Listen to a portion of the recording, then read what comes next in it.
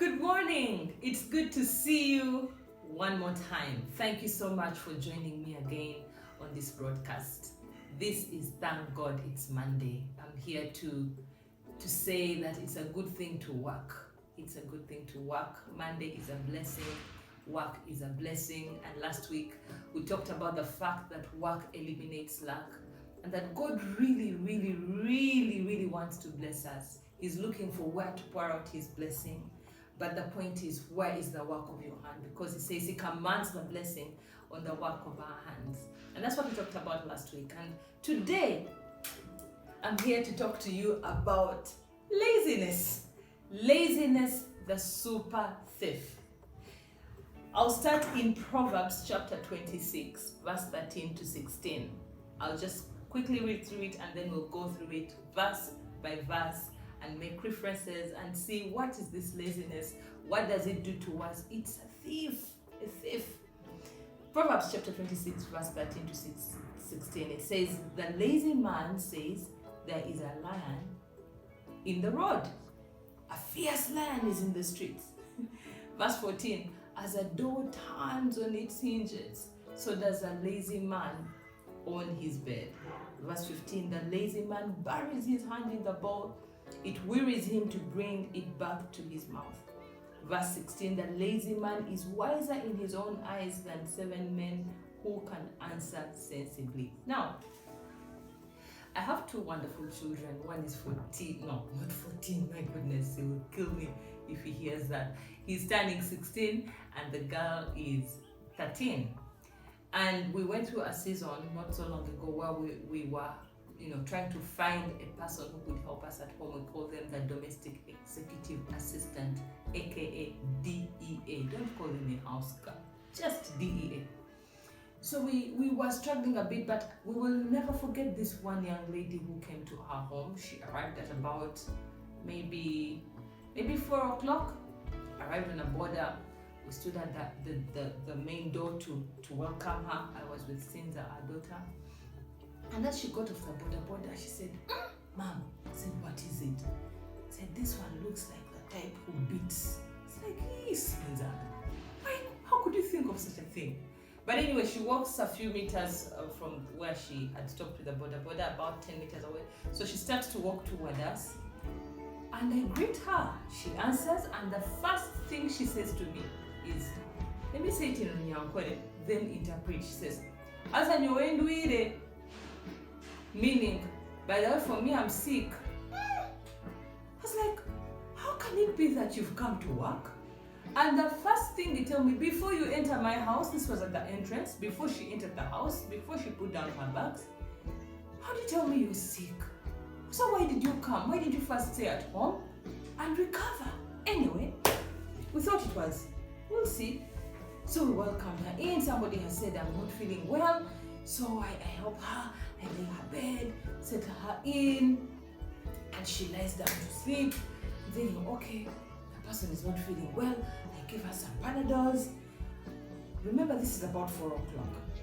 So we move on. She's taking a nap. I'm thinking, okay, she's not feeling well. 4 o'clock, 5 o'clock, 6 o'clock, we prepare the meal for dinner. 7 o'clock I go wake her up, 7, 8 o'clock wake her up, say okay, wake up, eat something, because I'm thinking the girl is sick, she's unwell, she's come to my home, the least I can do is to treat her well and just work through whatever this is, it will pass. The girl slept, 8 o'clock, 9 o'clock, 10 o'clock, midnight, of course into morning, we wake up, I expect her to wake up and do something. But she stays asleep, and I'm not kidding. She slept through the day. She arrived at 4. Through the night, through the day, into the night. And we're all thinking, no. There is something wrong with this girl. By now, I had already called the person who had brought her. Slept through the night, the second night. By morning, the person who had dropped her off to our home had already said, please, just come and take this person. We don't understand what's going on. that morning. Okay, I went, woke her up, said, wake up, wake up, wake up. You're sick? Please go back to your home and be treated. She slept through about 36 hours. A person who had come to work. I won't tell you her name, lest you know who she is. But we have now a proverb at our home. When someone is being lazy, we say, do you want to be like so and so? No. Because you know the unfortunate thing is after she left, we had to remove her beddings. They were not smelling good. We took out the mattress. We had to remove the mattress cover. It was smelling so bad. Put out the mattress for a couple of days for the sun to go through. There were flies swarming to the place where she had been sleeping. What was that? What was that? Laziness is a super thief. This girl came to my home to work. She probably really needed a job because she was coming from up country. But within 36 hours, she had been fired. Laziness is a super thief. That's what we're talking about this morning. The lazy man says, Proverbs chapter 26, verse 13, there is a lion in the road. A fierce lion is in the streets, so I can't go out. Seriously? A lion in the streets? For us who live in the city, can you imagine someone saying there's a lion in the streets? On the road? Where do we find lions? In the national parks or in the zoo? On the street? On the road? Excuses, pessimism and excuses. That's the first characteristic of a lazy person. Excuses upon excuses. And pessimism, it won't work. Which business? Internet cafes. Internet cafes don't work. Restaurants don't work. What? People don't make a profit. Mobile money, they make very little. Very little. Real estate, you put in your money and you have to wait for a very long time to make back your profit. Excuses upon excuses and pessimism. By the way, I want you to know that even as I speak about pessimism, I used to be one of those people who was highly pessimistic. Between me and my husband is on the extreme optimism side, and I was on the extreme pessimism side. Why? Because I like my things in black and white. I want every T crossed and every I dotted. The Excel sheet has to balance out and match perfectly. So I was prone to being extremely pessimistic, looking at everything that will not work. On the other hand, my husband is the extreme opposite. It will work. Life is good. Let's give it a shot. Pessimism and excuses, the first sign, the first characteristic of laziness. A lion in the road, on the streets of Kampala, or whichever city you live in. Pessimism. The second characteristic is too much sleep, like the girl I told you about. And on this one, I'm going to take us through a couple of scriptures, still within Proverbs, because we're talking about the lazy man. This is what it says. Please remember the picture of that girl. As a door turns on its hinges,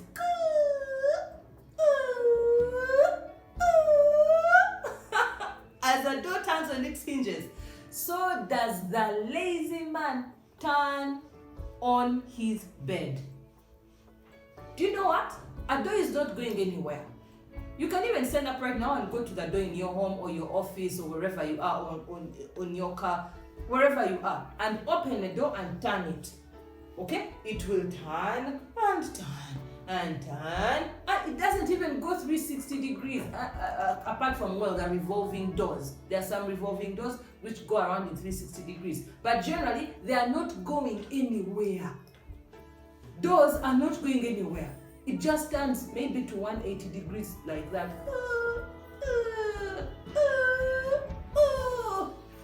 And the revolving door. Going in circles, going in circles, going in circles, going in circles, going in circles, and never moving, never making progress.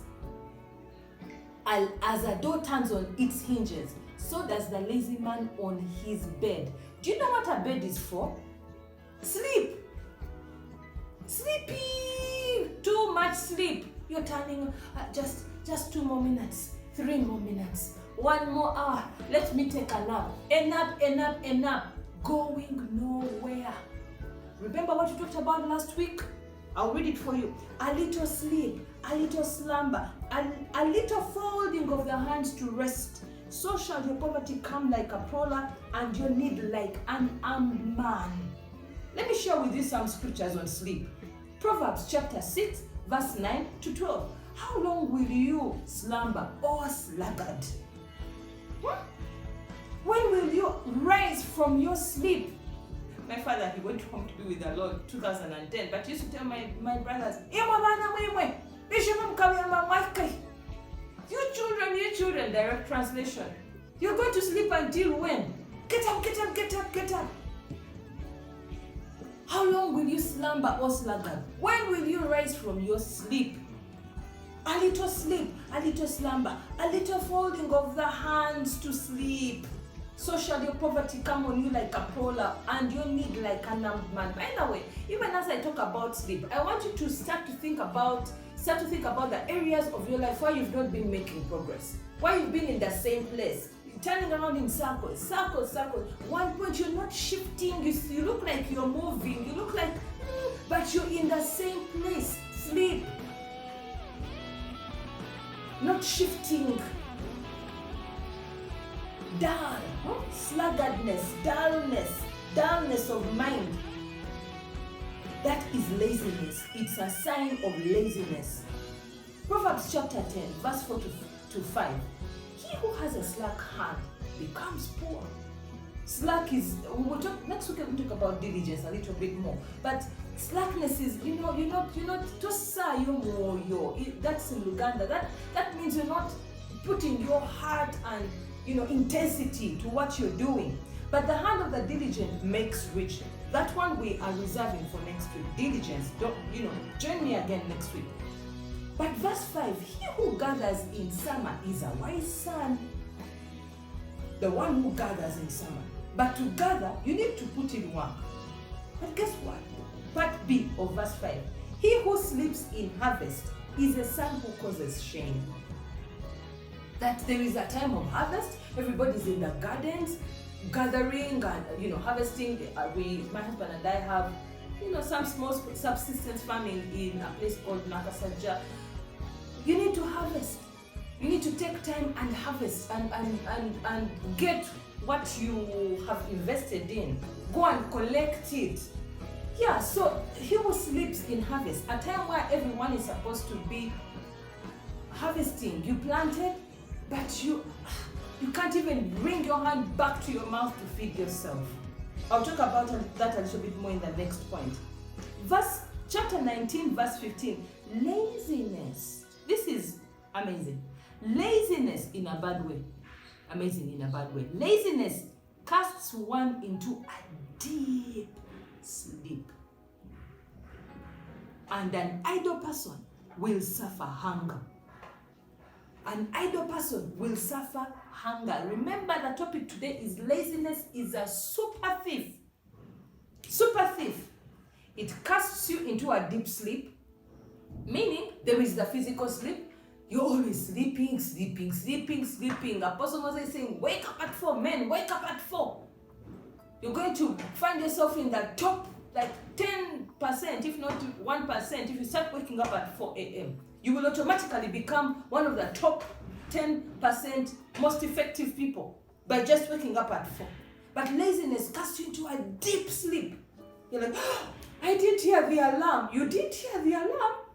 Are you dead? How can you not hear the alarm? Are you dead? That's laziness. If you can't hear your alarm, you're lazy. I know I'm being a bit hard. Deep sleep, that's physical. But there's also mental sleep. Like you're not thinking. You're not among those who are frugal and are quick in thinking. Why do you think you're in a mental state of sleep? Deep sleep, you are trying to wake yourself up, get ideas, but something is off. Your laziness, the spirit of laziness. Lazy. One more about sleep, then I'll go to the next point because it also has so many verses. Chapter 20, verse 4. The lazy man will not plow because of winter. He will beg during harvest and have nothing. The verse before said an idle person will suffer hunger. Laziness is a thief, a super thief. You end up being cast into a deep sleep. You can't think. You're not working. You will be hungry. You will want to eat good things. You can't afford them. You will want to put on nice things. You can't afford it. You want to give. You can't.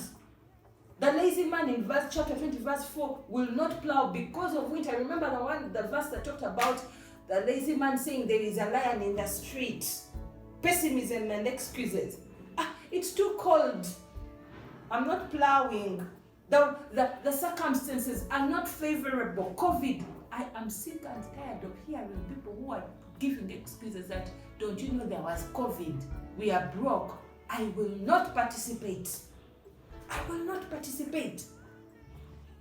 Circumstances are not conducive. That's the person who says, I will not plow because of winter. Because winter, it's very cold. You have to put on gloves, put on boots. I've never lived in a country where there's winter, but I can only imagine it. It's just that the weather is not conducive.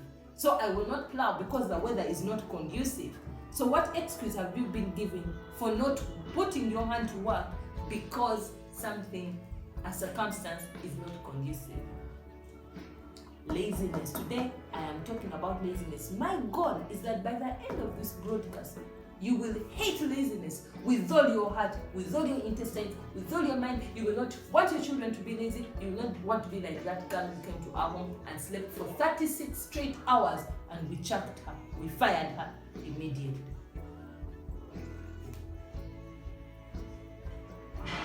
Do not love sleep lest you come to poverty. Open your eyes and you will be satisfied with bread. Sleep leads to poverty. A little sleep, a little slumber, a little folding of the hands to rest. So shall your poverty come like a prowler. Last week we said, and you need like armed men. Armed men do not knock gently on your doors. They come to terrorize, to steal, to kill, to destroy. That's their agenda. So poverty comes to steal, to kill, and to destroy. Poverty is the devil's right-hand man. The devil doesn't have to come into your room with his black robe and red lips and fangs and horns. No. He just needs to send you some little small time laziness. Then poverty comes to steal, to kill, and to destroy. So I've talked about pessimism and excuses. I've talked about too much sleep. Remember, our anchor scripture today is Proverbs chapter 26, verse 13 to 16. Verse 15, another point I will end this one. The lazy man, can you imagine, buries his hand in the bowl. I want you, could you help me with the bowl? Just give me a bowl. There's a little bowl there. Quick, I have somebody who I'm with in the room. You have some food in here.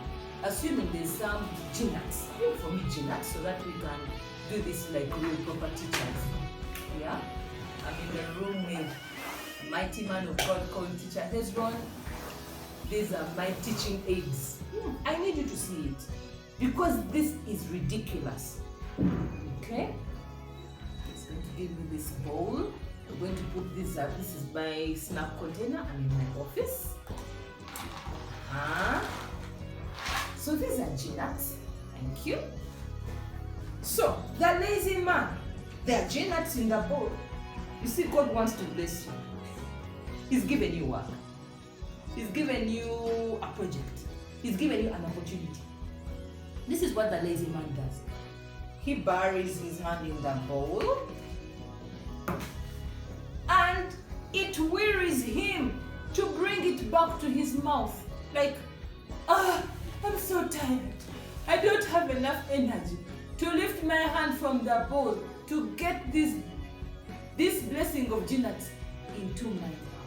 Can you imagine? Can you imagine? I want that to sink. That image is so bad. It's so bad by now. The lazy man does not take responsibility. Even when you give him something on a silver platter, like this, God is saying, I will open the doors of heaven, my good treasure, and pour it to you. Just put your hand to work. The lazy man puts in the hand, but he feels like it's a lot of work to bring this from the bowl to the mouth. Laziness is a super thief. The lazy man does not take responsibility. I'm going to read for you 7 verses that show you how a lazy man does not take responsibility and how ridiculous it is. Chapter 12, I'm in Proverbs. I'm not moving out from Proverbs. Chapter 12, verse 27. The lazy man does not roast what he took in hunting. What? The second part talks about diligence, but diligence is a man's precious possession. I'll focus on that next week, diligence. Let me stick to the lazy man. This lazy man goes out hunting. Okay? He puts in the work. Chases the animal. Kills the animal. But he does not roast what he took in hunting. Do you know what roasting is about? Preservation. That you've killed a whole animal, but you can't eat it in one day. So, long time ago, they would roast the meat, at least for us who grew up in the village, you roast the meat, hang it somewhere in the hut. It does not go bad. So when you roast meat, you can eat it over days, even over weeks, if you roast it well. Because if you want it to last weeks, you can actually keep bringing it and take it over the fire a little bit and put it back. Salt it. Smoke it. That is planning for the future. So the lazy man goes out hunting, but they don't have the energy to roast what they took in hunting. That extra effort to plan for the future. Examine yourself. I need to bring this to a close. My goodness, my time is running. What is going on?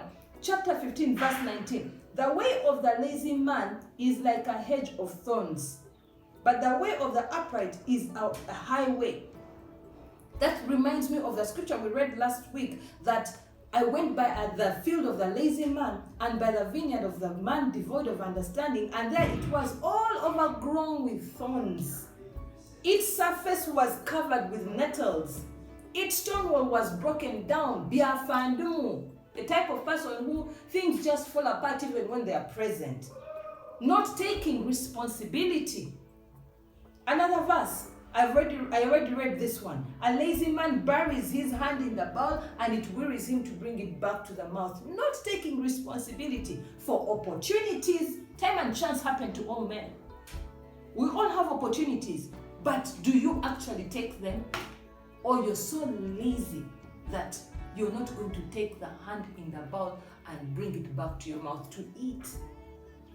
The lazy man will not plow because of winter. I already talked about not taking responsibility. He will beg during harvest and have nothing. Another one, chapter 21, verse 25 to 26. The desire of the lazy man kills him. Why? Because his hands refuse to labor. Like, I